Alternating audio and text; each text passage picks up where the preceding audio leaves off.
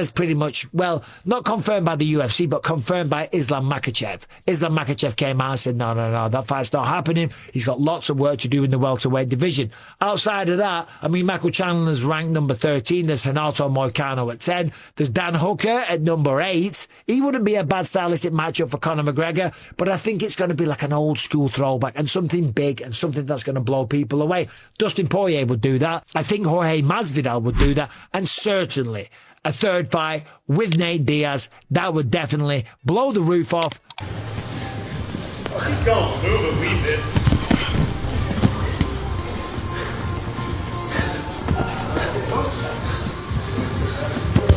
You're under arrest. You're under arrest. Stop resisting.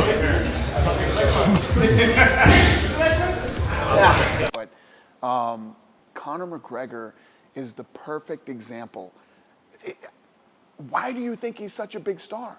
You think he's such a big star because he's funny? Yeah, that's part of it. You think he's such a big star because he speaks so well? Absolutely part of it. And you just keep going down the line of all these things that makes him a star. But number one, first and foremost, the reason he is a global superstar and people love this guy is because he's a real fighter. This guy, I'm the guy that makes the phone calls and hears people going, yeah, I'm not going to take that fight, or I'm not going to do this, or I'm not going to do that. Never has Conor McGregor said, Lorenzo and I were standing in his living room. Kid just woke up, got out of bed, he's in his underwear, okay? Doesn't even have time to process what's really going on. Looks us dead in the eye and says, I'm going to take a shower and get dressed and work out. Let me know after I'm done working out who I'm fighting. Doesn't care. Right. And that, people feel that, and people notice that, and people... The rumors of a comeback have just turned into something louder. Conor McGregor is deep into training for his most likely comeback on the White House card. And this time, the vibe is different. There's no circus, no distractions, just a former double champion trying to rekindle the flame that made him invincible. If he steps out onto a stage that historic, it won't be for nostalgia. It'll be to remind the world of who he is. Last one, White House is what everybody's talking about. Big card on June 14th. There's going to be 100,000 people across the street. I'm going to be in there. Who's more likely to fight on that card, John Jones or Conor McGregor? I'll say Conor McGregor. Listen, Why? man, if you're gonna have the biggest fight card of all time, you gotta have the biggest star the UFC has ever seen. Yeah. I say Conor. When it comes to Conor McGregor, even a deleted tweet can rock the world of fighting. Talking about it, Michael Bisping analyzed McGregor's short but explosive tweet, where the Irish fighter said he had been offered a fight, had agreed to the terms of the opponent, and was simply waiting for the contract when he quickly deleted the tweet. Analyzing the situation, Bisping said that it seemed like the real thing, perhaps even a premature trigger on some news that wasn't supposed to go out yet. And if that's the case, this return could be closer than people think. Conor McGregor, according to his recently deleted tweet, he's back, he's coming, he's on. I'm coming! What did he say? He said, I have been offered an opponent and I accept.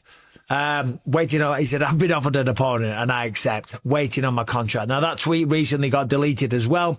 One would assume, right, reading between the lines, could be wrong, that he's telling the truth, that he got the offer, they've agreed an opponent, and he was very excited, so he tweeted about something, then he was like, oh shit, I'm not supposed to say anything yet, or whatever, so he deleted it, okay? And obviously, it's a nice little PR move, it generates some interest for Conor McGregor, and the interest for Conor McGregor, he doesn't need to generate interest, let's be honest, okay? Everyone is still very... Continuing with his take, Bisping essentially said this: love him or hate him, Conor McGregor is still the biggest draw in the sport by a long shot. He cited the history between McGregor and Nate Diaz, one win each, two absolute wars, and huge numbers for both events. The first fight left everyone stunned as Diaz submitted him, and the second was a back and forth affair where McGregor's changes led to him winning the decision, but not without serious resistance. And if Diaz is serious about having some unfinished business and taking over this era, a third fight would instantly become one of the biggest fights the UFC could make. But Nate Diaz, that is correct. Stockton's own, king of the face slap, whatever you want to call him. I don't give a either. Nate Diaz, he was never far away from a bit of controversy, okay?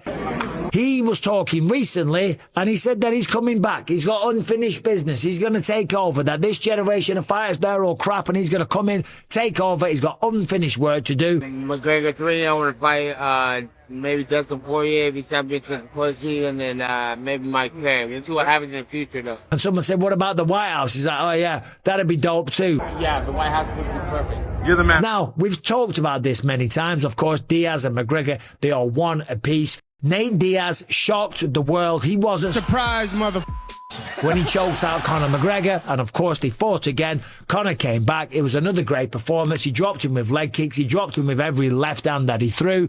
But it was a war, and Diaz made him work, and Diaz even had Conor running away at one point because he was getting a little bit tired. But the fact of the matter is that those were two of the most watched fights in UFC history, much like all of Conor McGregor's fights, okay? He is by far and large the biggest. He said if the White House card really happens, he fully expects Conor McGregor to be part of it, and he even floated Jorge Masvidal as a matchup he'd personally rather see than a bout with Michael Chandler. But he didn't dismiss a third fight with Nate Diaz either, pointing out that Diaz still carries serious star power and a near mythical following in MMA, much like his brother. Speaking of which, Nick Diaz has also hinted at a return, saying he feels refreshed and in a better place, despite how rough his last outing against Robbie Lawler looked. According to Bisping, if both Diaz brothers are healthy and motivated, that only adds more blockbuster options to an already massive event. But the White House is going down, and Conor McGregor, I think, will be fighting on it, and Jorge Masvidal would be a good matchup, okay? I'd rather watch that than Michael Chandler, respectfully.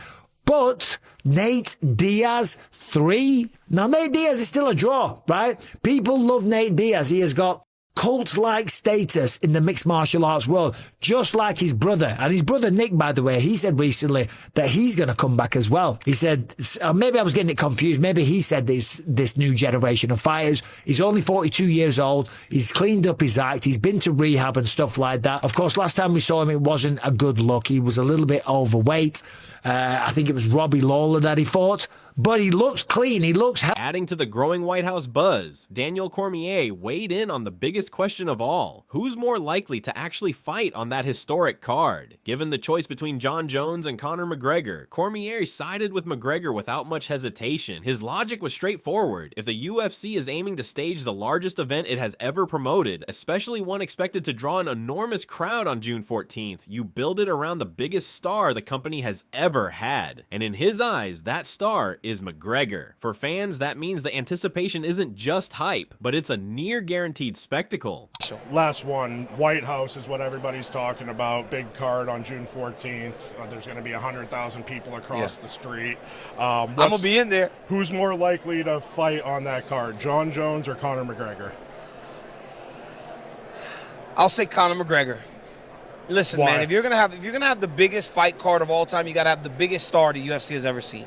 Yeah. I say Conor. On the other side of things, when asked which matchup stands out, Henry Cejudo doesn't hesitate. He leans toward Tom and Jones over Francis and Jones. His reasoning? This isn't just any fight. It's the nation's 250th birthday, a symbolic clash of England versus the USA, a showdown of the all-time great facing the present. Cejudo frames it as a meeting of eras, a fight with legacy written all over it. And in his eyes, this isn't just a headline, and it's a defining moment for the sport itself. So Henry, here's the potentials. Alex Pereira, Jon Jones, White House. Or Dana says, all right, Jon Jones, Tom Aspinall, White House. Or Dana says, Jon Jones, Francis Ngannou, White House. Conor McGregor, Michael Chandler, White House. What's the biggest fight out of these 4 fights here? I'd probably say Tom and Jones. Over Francis and Jones? Yes. Why? Because it's the 250th birthday of our country, England versus USA, the greatest of all time. The greatest of all time versus the present. I like where you're at. I told you. Moreover, MMA Guru is buzzing over the White House card, imagining fights that could almost ignite before the bell even rings. He's more intrigued by matchups like Topuria versus Islam Makhachev, fighters who bring real tension and edge, the kind of bouts that make the crowd lean forward. It's not just about skill, it's about chaos waiting to happen, and he can't help but grin at the possibilities. For him, these are the matchups that could define the night and leave everyone talking long after the lights go down.